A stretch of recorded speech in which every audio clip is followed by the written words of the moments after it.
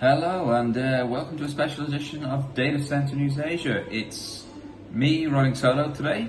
Rhys he's actually probably mid-air right now on a well-deserved break to the US. He'll be on holiday, but I believe he's also squeezing in a bit of work as well. He'll be at DCAC in Austin, where I think he's got a whole slew of meetings lined up. But if you want to catch him there, do. So you're gonna have to put up with me for me solo this week. Not a huge amount of stories, so it will be a shorter episode this week. But without Rhys's long preamble, let's get straight into it. So, a couple interesting stories this week. I think the big one to start with is the Vantage story. So Rhys and I have spoken about this the last couple of weeks. Vantage has, I think officially now, agreed the purchase of the Yondr facility in Johor, Bahru. So this has been speculated for a number of months.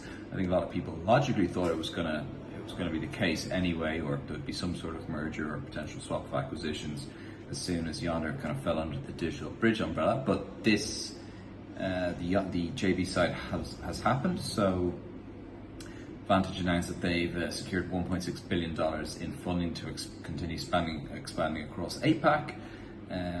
This 1.6 was provided by, amongst others, GIC and ADIA. And within this 1.6 billion, a significant chunk of this was used to acquire the site from Yondr. So Vantage now have got a live facility in Johor, Bahru, which has got obviously a significant plan, which I think a lot of people already know about, but they also have potential to develop another 200 or so megawatts behind the initial kind of the first stage of that big deployment. So congratulations to everyone on the Vantage team, on the Digital Bridge team, on the Yondr team as well, for actually getting that project off the ground. Interesting from Yondr's point of view, they did mention that the sale of this site would be used to continue to fund their development in North America and Europe. So potentially this is kind of Yondr's kind of departure from the APAC region, but time will tell. And like I said, congrats again to everyone involved in that deal. Staying on Johor, ZDATA. So this was a story that we did touch on again maybe 3 or so weeks ago. They're seeking $500 million to develop their Johor facility. So they got a bit of rap on the knuckles about this site a couple of weeks ago for not keeping the area around the site tidy. However, they seem to have kind of overcome that, and everything is now in place, and the residents are happier than they were, shall we say. But anyway, they're seeking $500 million to develop this asset further, 2 to 3 year loan term. Anyone who's not familiar with ZDATA or ZDATA, I could see why you might not be. They're not particularly visible outside of China, but within China, they're pretty significant. I believe got about 30 or so assets, 1 gig of operational capacity, and a further pipeline of about 3 gigawatts or 4 gigawatts, I believe, actually behind them. So significant player. Looks like they are actually kind of overcoming those troubles that they had in Johor, and will be developing, will continue to develop that site. Staying on Malaysia, so this time we're going a bit further north. Potential new entrant here, so MRCB. I guess you'd probably describe them as primarily a general contracting firm, relatively big player in the space in Malaysia, but they've got a couple of sites in the Petaling district. Petaling, maybe saying that wrong, but anyway, outside of KL, they're debating whether they should also kind of get into the DC sector. So there's been a couple of these Malaysian firms who have done this, some with success, some maybe still waiting for success, but interesting to see it continues to attract investment and interest from various different groups all across the value chain.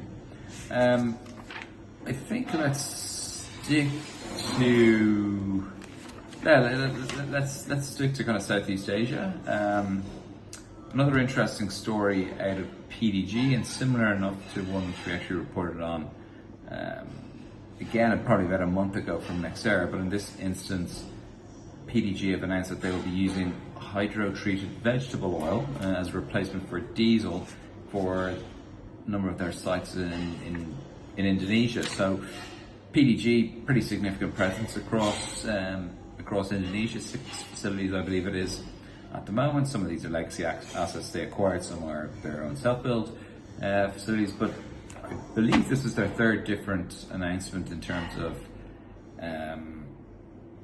different renewable or different green projects that they're linking to the capacity they have in Indonesia. So there was the biomass story a couple of years ago. There was the geothermal PPA agreement they had signed, so essentially got PPAs from a provider with the source of energy being geothermal plants. So yeah, they're getting very creative. They've, like I said, I believe this is the 3rd different kind of green energy solution they've found for this market. So yeah, congrats to the team. Like, they're getting creative in what is a difficult market to kind of secure this kind of additionality or this kind of green energy.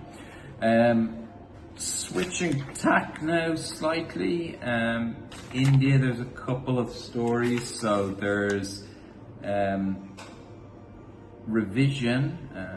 Again, we mentioned this firm probably a year ago, but they've just signed an MOU with government officials to develop a site in Navi Mumbai. So we haven't actually had a new development in Navi Mumbai announced for quite a while, like certainly none I can think of. And a couple of industry partner stakeholders had basically previously told me that they didn't think there was too many plots that would be suitable for DCs moving forward, that a lot of them were kind of already snapped up. But this is obviously a new one, $290 million investment. So given cost of build in India, I would estimate this to be 40-ish megawatts, maybe slightly more. So not a huge campus style development, but not insignificant either. Moving to China, this is, or actually sticking on India for the moment, this is an interesting one. So Coal India Limited, obviously most famous for their involvement in the coal industry or the energy industry. They are actually looking at converting some of their decommissioned coal mines into data centers. So we've seen instances of this happen, not necessarily coal plants, but kind of bunker style facilities in a couple of markets, and the kind of thinking is these arrangements make very secure locations and kind of leans on the security element of DCs. I'm thinking this is what they're going after here. However, they're looking to develop some, so yeah, keep an eye on this space, and we may be seeing data centers in decommissioned coal mines in India. To China now, interesting story from Bain Capital. So they have sold the Chinese arm of the Chindata Group for US $4 billion, which I believe is the biggest transaction in the Chinese data center market to date. I need to double check and verify that, but I believe this would make it the biggest deal. So successful exit for them. They've sold to the HEC Group, which is made up of institutional investors, insurance companies, big banks, basically a bunch of big groups all coming together to provide capital. So Bain Capital have exited after a relatively short spell as the owners of Chindata there. So congrats for all involved in that deal.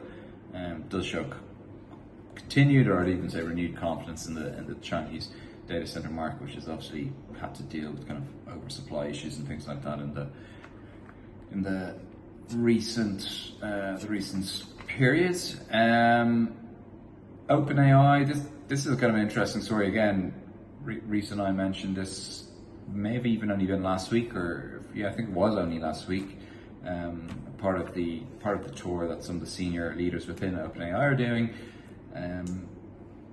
We were talking about India in the last fortnight. Now we're talking about South Korea. So one of the senior executives was in South Korea. He kind of hinted at that OpenAI would potentially look to develop capacity in South Korea, which again, he mentioned that he would be tying in some of the major chaebols into this agreement. So I think he mentioned or named even Samsung and SK Telecom specifically. So like I said, on the back of on the back of the announcements about India, the last fortnight could also see OpenAI developing significant amounts of capacity in South Korea, and some commentators, when I looked into this a bit more detail, have suggested that maybe South Korea, given its geopolitical standing with the US, actually could take the capacity which may have been earmarked for India or suggested for India. So watch this space. A lot of interesting things happening, and OpenAI obviously are going to be one to kind of keep an eye on, as they will be likely taking significant capacity in a number of different markets moving forward.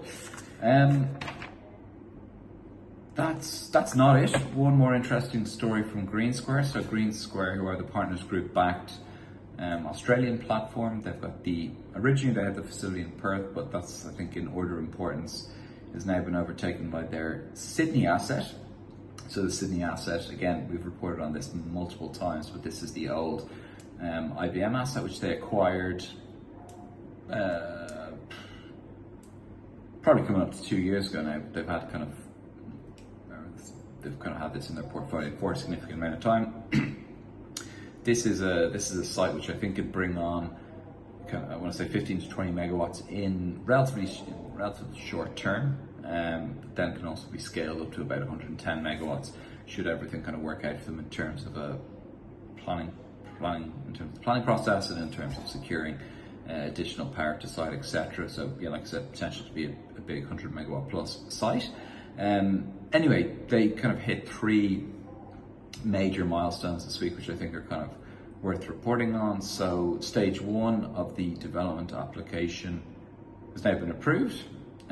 So that's as part of the kind of the planning process in New South Wales or in the Sydney market. That's an important barrier to get through, and they have got through that. They have also appointed a general contractor to develop the site, a firm called Arilan. Again, not exactly sure how you say it, but I think it's Arilan. And then they also have the complying development cert, which is kind of again part of that overall planning process. So that is also now secured. So good things come in threes, right? So 3 significant milestones that the GreenSquare team has hit there. So like I said, congratulations to Walt and the entire team behind that. They are making progress. They are making progress. Last but not least, while on the topic of Sydney, my colleague Hayley is going to be down there next week. So she's going to be down there from the 17th to the 19th, I think it is. They're hosting an event, the Women in Data Centers team, of which she is a significant part of. They're hosting, I think, the first event that they've held in Sydney. This is on the 18th of September. They've got great guest speaker lined up. Registrations are going very well. I hope I'm not inviting people to go register when registration is full, but I think there's still a few spots. So if you're a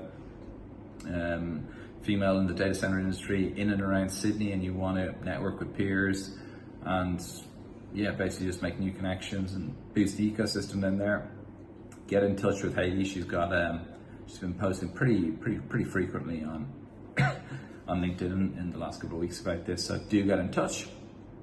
Also, my colleague Jing Wen, she will be in Seoul next week. For any of our South Korean listeners or viewers watching, get in touch with her. She will be attending the W Media event, but will be around for the entire week for meetings. And like I said, Rhys is heading stateside as we speak.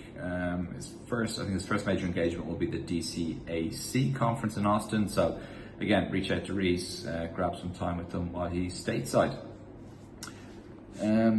I think that's it for the week. I thought I was going to be much shorter than I have been, with no distractions and no Rhys here, but maybe I've just recorded an incredibly boring episode. So anyway, if you're still watching, thanks for watching, and you'll have to put up with me for the next couple of weeks while Rhys is away, but have a good week, everyone. Thanks.